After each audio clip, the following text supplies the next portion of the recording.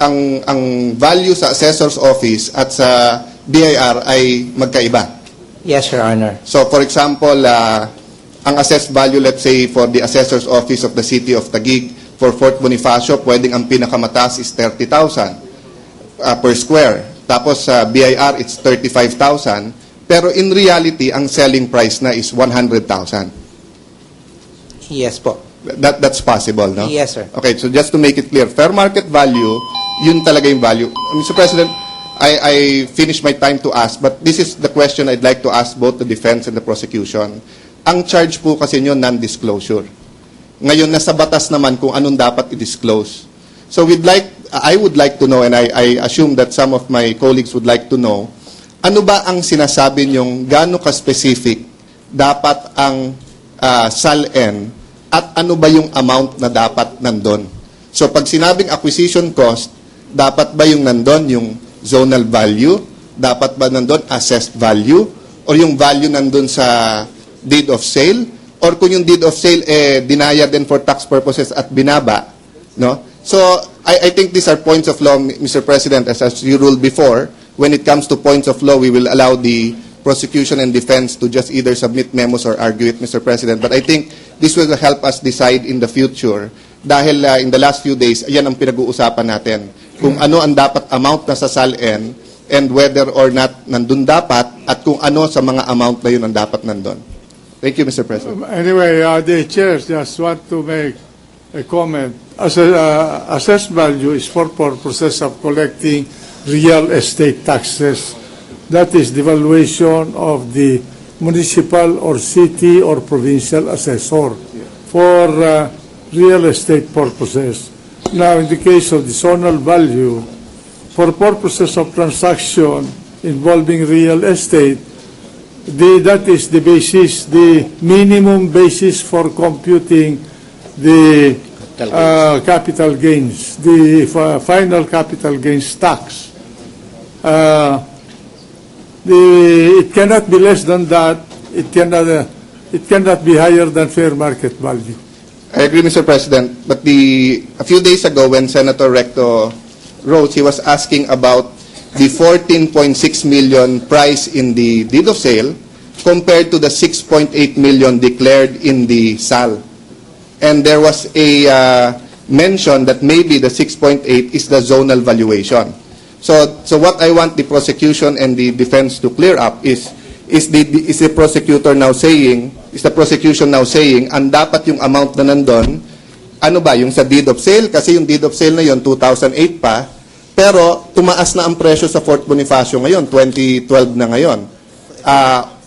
On the other hand, what is the side of the defense? No? Anong amount ang compliance na with law, Mr. President? And as you said in the past, Mr. President, points of law, we should not argue it, but allow the two parties to be the one to come out with their stand on each issue, Mr. President. Okay then. A very short response, Your Honor.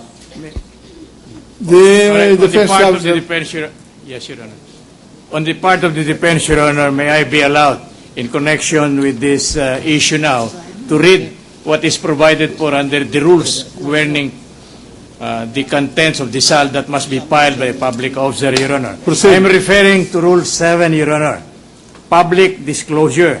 Whose rule is that? This is the rule, Your Honor, made by the office,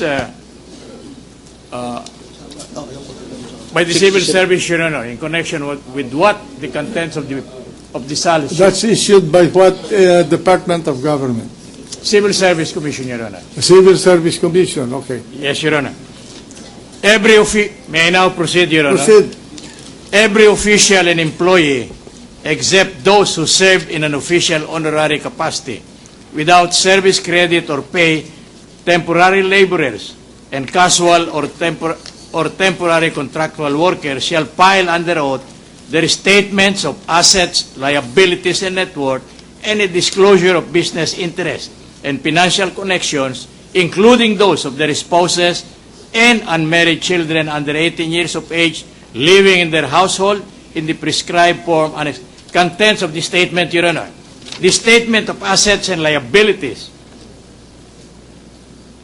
and net worth shall contain information on the following. First, real property its improvements, acquisition cost, assessed value, and current fair market value. I would like to state, Your Honor, that the filer has no alternative, Your Honor. All this must be stated as per requirement of these rules relative to the filing of the statement of liabilities. In other words, if the filer state merely the assessed value, that is not sufficient compliance. If he say acquisition cost, it is not, because the rules, the implementing rules require these matters to be stated in the very document to be filed, Your Honor. Now, insofar as whether the statement of assets and liabilities involved in this particular case involved, Your Honor, we have not gone this far, Your Honor, because if the court will remember, the introduction of evidence in connection with Article 2 merely refers to 2.2 and 2.3. So the only issue is, was there filing? There was no statement as to whether what was filed is inaccurate, if there were corrections to be made, and so on, Your Honor.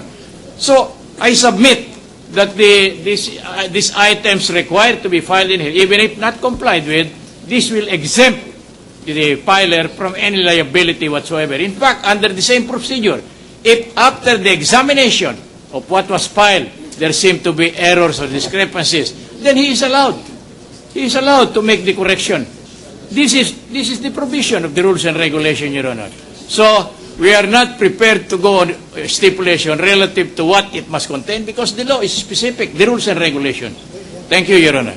Mr. President, I'm happy with that answer, because I believe then we can agree that the SALN should contain Correct. all of that. Correct, because Your Honor. we all have copies of the SALN, and the public can get a copy or can see it through the media, so we can see whether there's compliance or not. But as the defense has said, they are taking to issue whether or not 2.2 and 2.3 would include a examination of the SALN. No. And the I'm sorry. Go yes. ahead, please. Basically, Mr. President, I'm just glad that we can agree na yun po ang sinabi ng civil service. So, ang sinabi nyo po, and. So, it should contain fair market value, Correct. assessed value, and acquisition cost. So, if the prosecution also agrees on that, and that's what the law says, then I think at least as far as that issue is concerned, we will simply examine the SALN and look whether or not nandun po yung mga binanggit ng law. Whatever is our agreement, it will not affect the requirements prescribed by the rules and regulations. We may agree otherwise, but that will not have the effect of amending. I agree, Mr. President. I just wanted to know whether may issue po doon o wala. And I'm glad na we both believe, kasi ang nagiging issue, Justice, if I'm correct, yung interpretation ng law. But now, the way you read it, it seems that it's very clear to all of us, and I can see my fellow senator judges nodding. So I will leave it at that. Thank you very much, Mr. President. Thank you very much also. Thank you. May the prosecution respond. Very short only. The prosecution may make a response. Well, actually, we agree with the You circular. have 2 minutes. Yes. Actually, we agree with the circular coming from the civil service, and as a matter of fact, it is only a reiteration of what is provided under Section 8 of Republic Act 6713. So there's no quarrel about Yes, but we want to point out, Your Honor, that although the distinguished defense counsel has actually stated that the SALN should contain the acquisition cost, the assessed value, and the current fair market value in the SALNs of the Chief Justice, which happen to be a common exhibit of both the prosecution and defense, the column pertaining to acquisition costs as well as the improvements are blank. There is no declaration regarding the acquisition cost of the properties acquired by the Chief Justice in all his SALNs from 2002 up to 2010.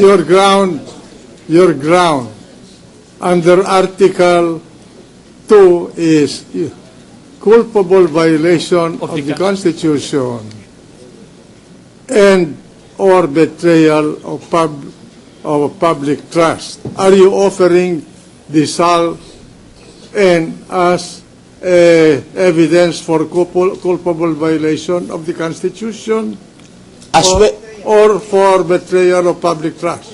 Both cases, Your Honor. Both. Yes. Can you explain to us? Well, because The under culpable violation of the Constitution? Under the Constitution, Your Honor, the Chief Justice of the Supreme Court of the Philippines is required to file a statement of assets, liabilities, and net worth.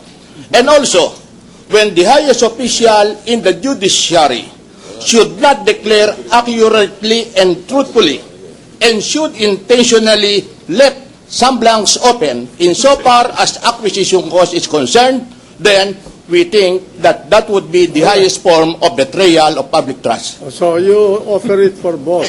Yes, Your Honor. All right, okay. Mr. President, Senator Recto wishes to be recognized, and then Senator Joel. If it will not- Gentleman from Batangas, that's 2 minutes.